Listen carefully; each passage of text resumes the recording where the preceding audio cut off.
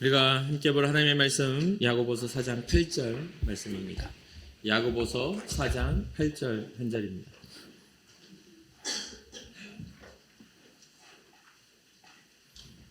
신약성경 야고보서 4장 8절 우리가 한 목소리로 합독하도록 하겠습니다. 하나님을 가까이 하라. 그리하면 너희를 가까이 하시리라.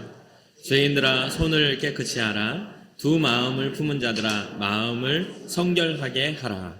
아멘.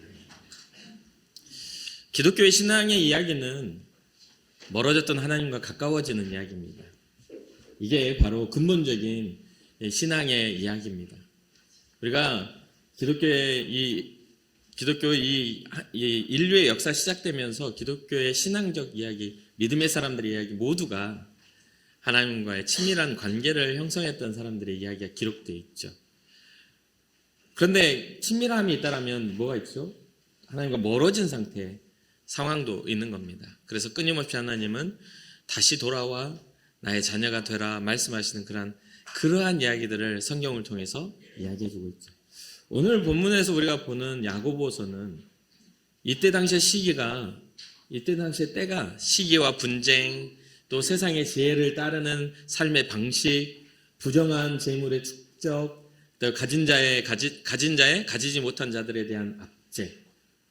당시 수신자들이 보였던 세속화 양상에 대해서 이야기를 하면서 이 신앙과 연결해 주고 있습니다. 그리고 오늘 본문에 특별히 세상과 버타는 것은 하나님과 원수가 되는 가늠하는 여인들, 남편이 있는데 다른 사람과 바람을 피우는 것 같은 가늠하는 여인들과 이렇게 비교하면서 하나님과 원수가 되는 것이다. 세상을 사랑하는 것은, 하나님을 사랑하지 않고 세상을 사랑하는 것은 그런 거야 라고 아주 강력한 경고를 하죠. 사실 세속화라는 것은 성도가 세상적인 요소들의 영향을 받아서 그 본질적인 성도로서의 특성을 잃어버린 겁니다. 하나님의 자녀로서의 특성을 잃어버린 것이고 믿음의 사람의 특성을 잃어버린 상태입니다. 이게 바로 세속화되어 있는 모습이죠.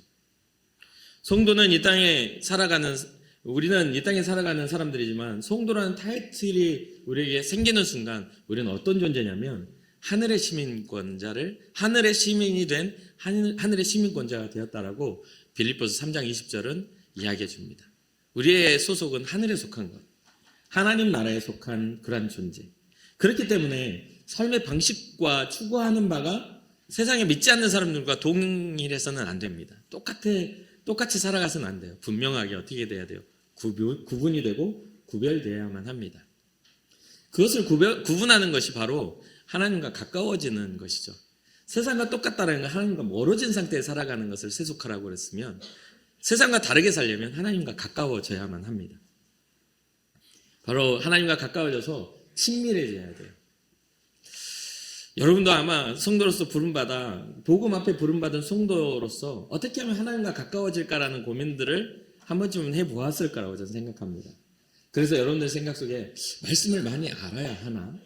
기도를 많이 해야 하나? 때로는 교회 봉사를 열심히 해야 하나? 라고 하는 여러 가지 여러 가지 등등의 방법적인 요소들을 고민하실 거예요. 그래서 때로는 내가 말씀을 많이 알고 있으니까 나는 성도야. 나는 기도를 많이 하니까 나는 성도야. 나는 교회 봉사를 열심히 하니까 믿음 있는 성도라고 생각하고 또 그런 기준을 가지고 서로의 믿음을 재단하기도 하죠. 모두가 맞는 방법이긴 합니다. 그러나 우리가 조금 더 성경을 들여다보고 예수님 시대의 그 상황들을 좀 대입해 본다면 이 말씀을 많이 알고 기도를 열심히 많이 오랫동안 하고 교회 안에서 봉사를 열심히 하는 것 그 이전에 더 근본적인 것이 있다라는 것을 발견하게 됩니다. 예수님 시대에 대제사장들과 서기관들은 율법 학자들입니다. 하나님 말씀을 연구하는 사람들이죠. 그리고 그때 당시에 권력층인 부활을 믿는 바리새인과 부활이 없다라고 하는 사두개인들, 그러한 사람들, 산헤드린 공회 의원으로서 그들은 이제 이스라엘을 다스리는 그런 권세를 가진 사람들이죠. 대제사장들은 하나님 앞에 드려지는 예배를 관장했던 사람이고요. 서기관들은 말씀을 연구하는 연구가들이었고 또 그들은 많은 시간을 들여 하나님 앞에 기도하는 경건의 모양을 가졌던 사람들입니다. 그러나 하나님은 그들의 그러한 모습으로 그들과 함께 가까이 있지 않다라는 것을 분명하게 우리에게 말해주고 있습니다. 하나님의 뜻을 알았고 하나님과 가까이 있었다면 그들은 예수 그리스도를 십자가에 못 박질 않았을 테니까 말이죠. 그들의 열심, 그들의 지식, 그리고 그들의 긴 기도 시간은 하나님과는 전혀 상관이 없었습니다.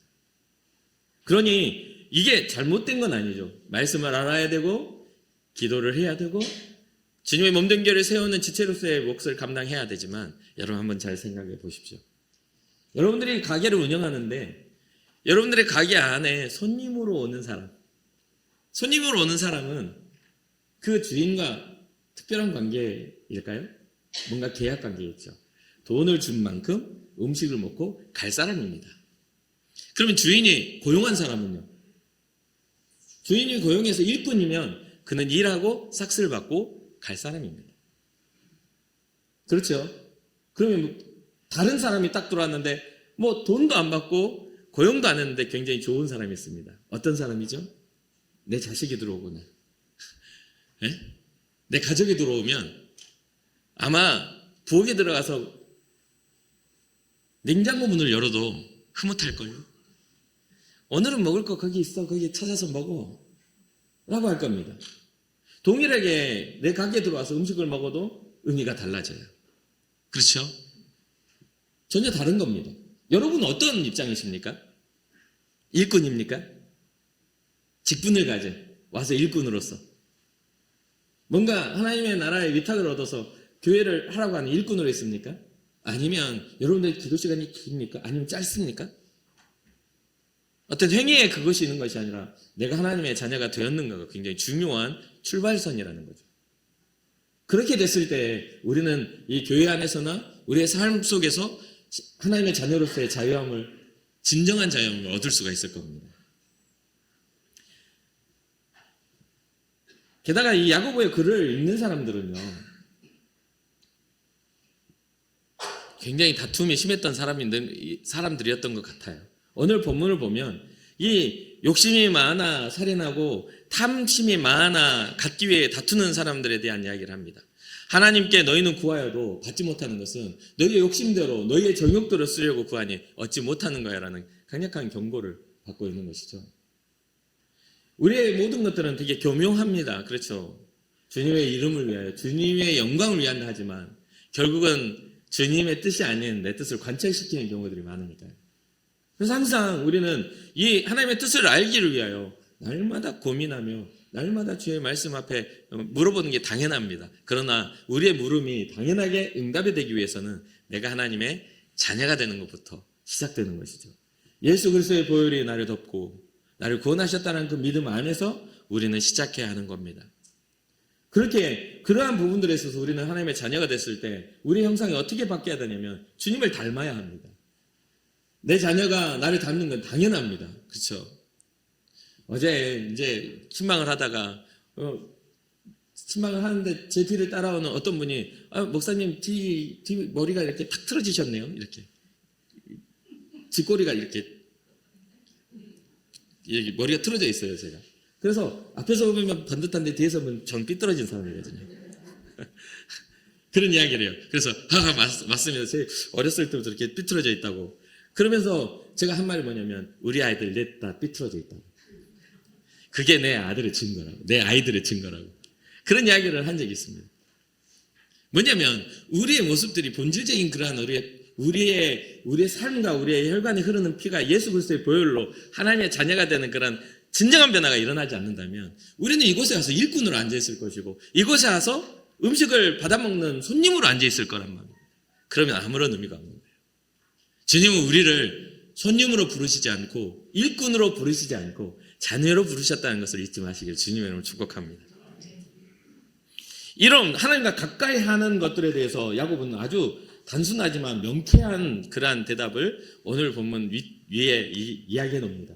이야기하고 있습니다. 야고보서 4장 6절과 10절에 이야기하죠. 뭐라고요? 그러나 더욱 큰 은혜를 주시나니 그러므로 일렀으되 하나님이 교만한 자를 물리치시고 겸손한 자에게 은혜를 주신다 하였느니라. 물리친다는 것은 내게로부터 멀리 떨어뜨리는 거예요. 그렇죠? 그러니까 하나님과 가까이 하기 위해서는 뭘 버려야 됩니까? 교만을 버려야 됩니다. 이 교만은 선악과를 따먹었던 사람의 본질적인 사람의 선택입니다. 하나님의 의중을 물어보지 않고 자신이 보기에 좋은 것들을 하는 것들을 하나님은 교만이라고 이야기하고, 성경에는 끊임없이 이 교만에 대한 이 경고를 하고 계십니다. 교만의 모양의 다양성은 엄청나게 많아요. 그러면서 10절에 뭐라고 하냐면 주 앞에서 낮추라, 그리하면 주께서 너희를 높이시리라. 이게 굉장히 중요합니다. 사랑하는 성도 여러분, 겸손으로 무장하시길 주님의 이름으로 축복합니다. 예수 그리스도가 그 높은 보좌를 버리시고 이 땅에 오셔서 우리의 눈높이에 맞춰서 우리를 위해 십자가를 지고 피 흘림으로 우리의 모든 생명을 건지셨다라는 겸손이 성경의 본질적 진리로 자리 잡고 있음을 꼭 기억하시기 바랍니다. 그래서 교회 안에서 주님의 말씀, 주님의 예수 그리스도의 복음 아닌 다른 사상과 생각들이 주님보다 높이 세워져 있는 것들은 다 교만입니다. 그게 바로 강단에서 선포하고 있는 말씀과 전하고 있는 목사라 할지라도 마찬가지예요. 끊임없이 평생을 제가 경계하며 이야기할 내용이지만, 목사라도 주의 말씀이 아닌다는 것에 저의 생각이나 이런 것들이 넘쳐나면 그건 교만이고 하나님 앞에 심판받아야 할 일인 것이죠. 마찬가지입니다. 여러분들 어떤 직분은 교회를 잘 세우기 위한 기둥, 어떤 구성에 불과한 것이지 그게 여러분들의 권세가 아닙니다. 그래서 잘못 이해하면 안 돼요. 그걸 가지고 여러분들이 어떠한 모양으로라도 그것을 휘두르거나 그런 것들을 사용하게 된다면 주님의 영광과는 전혀 상관이 없는 일이 됩니다. 초대교회의 집사 직분을 세웠던 것들을 기억하십시오. 초대교회의 이 사도들과 전도자들의 삶을 기억하십시오. 현대에 와서 바뀌었다고요? 아니, 그렇지 않습니다. 본질은 한 번도 바뀐 적이 없어요. 그것을 해석하는 우리의 자세가 달라졌을 뿐, 하나님이 우리에게 주신 본질은 바뀐 적이 없습니다. 우리가 그것을 잘못 해석하고 그것을 바라본 사람들이 실망하고 상처를 입는 겁니다. 그러니 예수 그리스도의 생명과 교회의 존재의 목적에서 여러분 벗어나지 마시고, 예수 그리스도의 생명으로 여러분들의 삶이 이 교회를 이루어가고 세워가는 은혜가 있기를 주님의 이름으로 축복합니다. 주님 앞에서 겸손히 낮아질 때 주님은 우리를 높여주신다는 이 단순한 한 구절이 우리가 나아가야 할 신앙이 담겨 있음을 꼭 기억하시고, 하나님의 영광을 위하여 나를 낮추고 주의 영광을 높여드리는 은혜가 여러분과 저에게 있기를 주님의 이름으로 축복합니다. 플로이드 맥클랑이 쓴 하나님과의 친밀감이라는 책이 있습니다. 그 책에서 이런 이야기를 해요. 교만이 가장 큰 죄라면 겸손은 가장 큰 미덕이다. 이거는 어떤 이런 신학자들이 아니라도 인류의 역사 속에서 교만을 좋게 평가하는 아마 나라나 역사가나 어떤 사상가는 없을 겁니다. 어떤 사람이라도 이 사람의 어떤 존재 안에서는 교만보다는 겸손이 훨씬 더 아름다운 덕이라는 걸 알게 하죠. 하나님과 가까이 하는 그것을 가로막는 것은 뭐냐면 교만입니다. 이 교만이라는 것을 우리가 내려놓지 않으면 주님은 우리에게 가까이 오지 않아요. 주님은 우리를 물리치실 거예요. 당장에 보여지는 것은 우리에게 아무런 상황도 아무런 현상이 없어 보일지라도 주님이 우리를 평가하실 때는 이 교만함을 꺾으실 겁니다.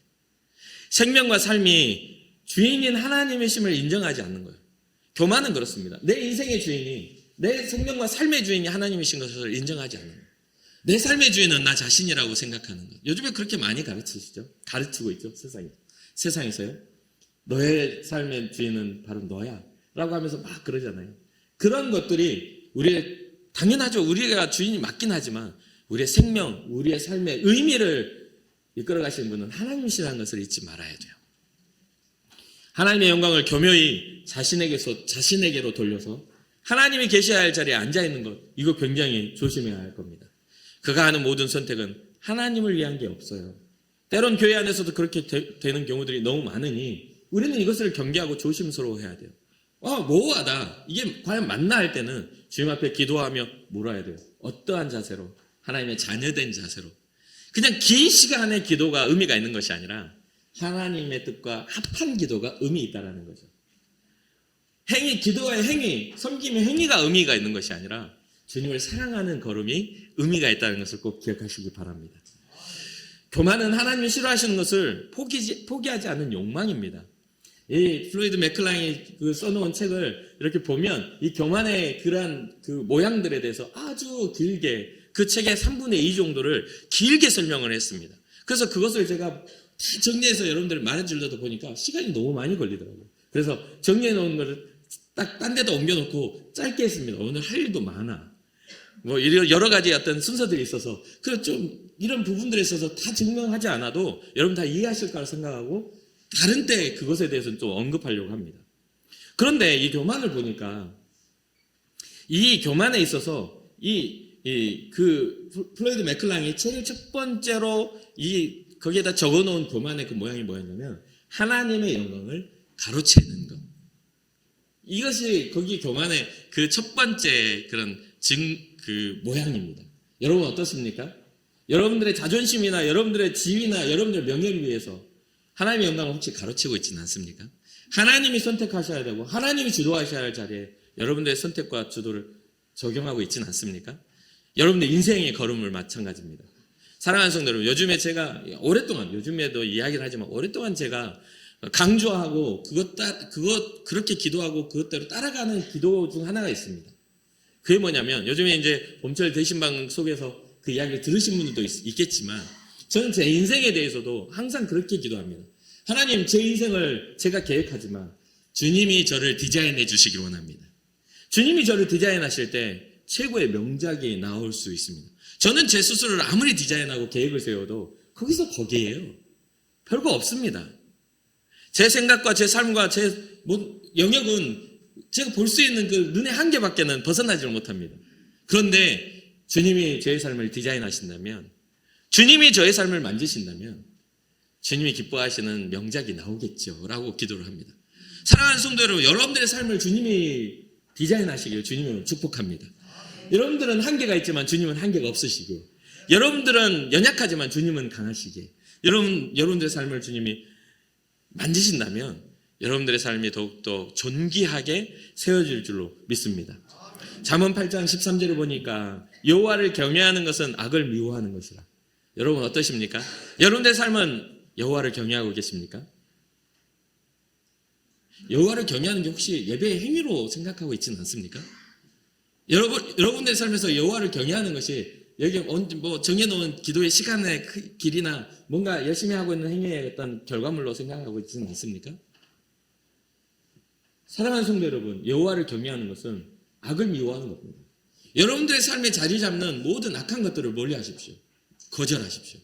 여러분들의 마음속에 시기와 다툼과 분쟁이 일어나는 것들을 여러분 거절하십시오. 오늘 야고보서의 이야기가 그렇지 않습니까? 야고보서 4장은 지금 시기와 분쟁과 분냄과 여러 가지 다툼들에 대한 경고입니다. 하나님을 경외하신다면 여러분들의 마음속에 일어나는 모든 악한 생각들을 멈추시기를 주님을 축복합니다. 그래서 이어서 뭐라고 하냐면, 나는 교만과 거만과 악한 행실과 패역한 입을 미워하느니라. 하나님은 교만과 악한 행실과 패역한 입을 미워하신다라고 말합니다. 첫 번째로 오는 게 뭡니까? 교만이죠. 하나님과 가깝게 하지 못하는 이 교만함, 그리고 거기서 더 커져가지고 거만함, 악이 거대해지는 거죠. 그리고 악한 행실로 나타나고 패역한 입술을 통한 하나님에 대한 부정과 또한 하나님이 없는 것처럼 살아가는 그런 모든 생각과 사상들이 하나님이 미워하시는 거라는 거죠. 사랑하는 성도 여러분, 여러분들의 삶은 어떠십니까? 교만 대신 겸손을, 거만 대신 섬김을, 악한 행실 대신 선한 행실을, 패역한 입 대신 축복의 입을 가지시면 되지 않겠어요? 하나님을 가까이 하신다고 했을 때는 이 하나님이 미워하시는 것에 반대로 살아가면 됩니다. 여러분 마음에 충동질을 하는 모든 악한 것들을 거절하고 그때에 기도하는 마음으로 상대를 축복하거나 여러분들의 발걸음을 선하게 이끌어 가시길 주님으로 축복합니다. 야고보서는 7절에서 하나님께 복종할지어다 라고 강한 권면을 합니다. 여러분은 하나님께 복종하는 말에 체질적으로 두드러기가 나면서 나는 복종을 안 해, 내 마음대로 살아 하는 분들이 분명히 있으실 거예요. 그래, 말씀은 이렇게 강압적이지 라고 생각하시는 분도 있어요. 하나님은 무서운 하나님이고 사랑한다 하지만은 반대로 심판하는 하나님, 사랑보다 심판을 먼저 보시는 분들도 있을 겁니다. 그런데요, 사랑하는 성도 여러분, 성경의 처음부터 끝까지 하나님의 모양을 보십시오. 하나님이 우리에게 행하셨던 일들을 보십시오. 하나님이 강압적으로 선택권을 주지 않고 그러한 일들 행하신 적이 있습니까? 그 시기와 때와 시대를 따라 주님의 사람들을 세우시고 끊임없이 외치게 하셨어요. 하나님은 긍휼을 원하신다고, 하나님은 사랑을 원하신다고, 하나님은 용서를 원하시고 은혜를 원하신다, 은혜 주기를 원하신다고 시대를 따라 끊임없이 이야기하고 있지만, 사람은 하나님이 주시는 그 말씀에 귀 기울이지 않고 자기의 욕망대로 살겠다라는 그러한 삶의 목적대로 계속해서 자기의 뜻대로 살아갑니다. 설교가로서 계속 설교를 하지만 어떤 이는 한마디만 들어도 이해하는 사람이 있는가 하면, 어떤 이는 수십 번의 이야기, 수백 번의 만남을 통해서 깨닫지 못하는 사람들이 있어요. 사랑하는 성도 여러분, 여러분들은 성령의 일하심을 따라 한마디로도 하나님의 그 뜻을 이해하고 사랑하시기를 주님의 이름으로 축복합니다. 계속 귀가 어두워지고 마음의 욕망이 가득해서 하나님의 말씀을 듣기 싫어, 복종하라고 난 복종하기 싫어, 이렇게 이야기하지만 이 주석을, 원어적인 주석을 살펴보면 이 복종이라는 것은 이기적인 욕망과 세상과의 벗됨을 거절하고 더 큰 은혜를 베푸시는 하나님께 복종하라는 뜻입니다. 너희들의 이기적인 욕망, 또 세상과 벗되려는 그러한 마음의 요구를 거절하고 주의 말씀 앞에 들어가라. 이것은 강제적인 것이 아니라, 강제적인 복종이 아니라 그 죄의 욕망에서 벗어난 하나님의 뜻 아래 자발적인 순종 안으로 들어가라고 이야기해주고 있는 겁니다. 지금 여러분도 잘 알다시피 하나님이 강제적으로 하지 않으세요. 여러분들도 지금 설교를 들으면서도 여러분들은 선택할 수가 있습니다. 강제적이었다면, 싫습니다 하면 다 여기서 이렇게 끝나야지. 그렇지 않겠어요? 그렇게 무서운 하나님이면 애초에 인류가 존재하겠습니까? 주님은 지금도 여러분들에게 너희들의 선택을 통해 내가 받으시겠다라는 그러한 하나님의 그러한 공평함과 그러한 인격적인 하나님의 모습들을 우리에게 보여주고 계시는 거죠. 이것은 강제적인 복종이 아니라는 걸 꼭 기억하시기 바랍니다. 주님 앞에 자발적으로 순종하는 모습으로 들어가는 어떤 모습입니까? 겸손입니다. 겸손한 태도를 가지고 주님의 말씀에 들어가라. 이것은 우리만 선택하는 것이 아니라 예수 그리스도가 그 모습을 통해 주님의 겸손을 우리에게 가르쳐 주셨다는 것을 잊지 말아야 되겠죠.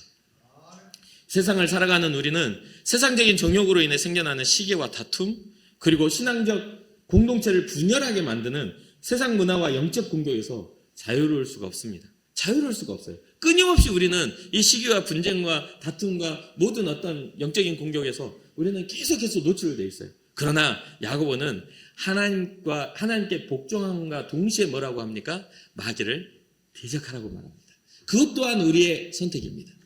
주님의 은혜 앞에 나아가 그 은혜를 힘입어 뭐를 하라? 마귀를 대적하라. 우리의 마음속에 더러운 씨앗을 뿌려놓는, 정말 하나님의 뜻이 아닌 다른 것들을 뿌려놓는 그것도 대적해야 되는 거예요. 그냥 내버려두면 우리는 우리의 교묘하게 우리의 입장과 우리의 생각을 가지고 주의 말씀도 이용하여서 예수 그리스도를 십자가에 못 박는 그러한 가증한 인물이 되고 마는 것이죠. 그들이 몰라서가 아니라니까요. 그들이 연구하지 않아서가 아니에요. 믿고 싶지 않고 그들의 권리를, 그들의 이익을 포기하고 싶지 않은 그런 욕망 때문에 주님은 십자가를 지셨다는 거죠. 그래서 쭉 연결하면서 오늘 이 야고보는 두 가지의 우리에게 하나님을 가까이 할 수 있는 방법을 가르쳐 줍니다. 두 가지의 방법을 가르쳐 줘요. 그런데 이 두 가지의 방법을 가르쳐 주기 이전에 우리의 상태를 믿음의 사람으로 주님 앞에 복음으로 나왔지만 우리의 상태를 두 가지로 구분합니다. 첫 번째는 죄인들아. 오늘 본문에 죄인들아라고 합니다.